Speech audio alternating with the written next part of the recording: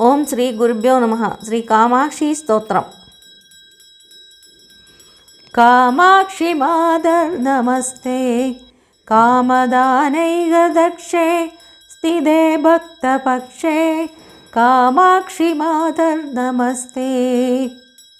కామారి కందే కుమారీ కాలకాలస్య భర్తు करे दत्तहस्ते कामाय कामप्रदात्री कामकोडिस्तपूज्ये गिरं देहि मह्यं कामाक्षि मातर् नमस्ते.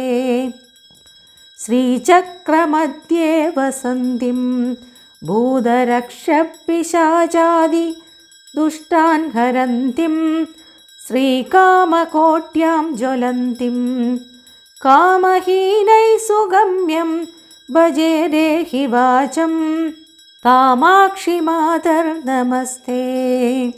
इन्द्रादिमान्ये सुधान्ये ब्रह्मविश्वादिवन्द्ये गिरीन्द्रस्य कन्ये मान्याञ्च मन्ये त्वदन्यं मनिदाङ्घ्रिं मुनीन्द्रै भजे मातरं त्वां कामाक्षि मातर् नमस्ते.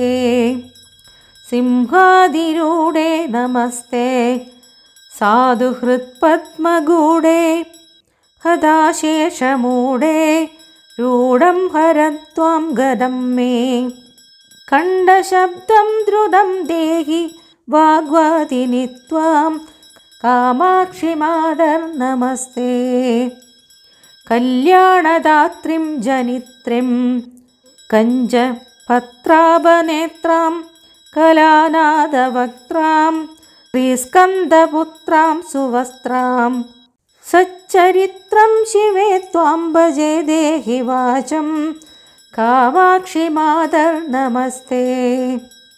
भक्त्यां कृतं स्तोत्ररत्नं चिदानन्दरामेण देवि प्रसाद नित्यं पदे भक्तिमूलं सत्यसर्वार्थसिद्धे भवेत् देवरूढं कामाक्षि मातर् नमस्ते.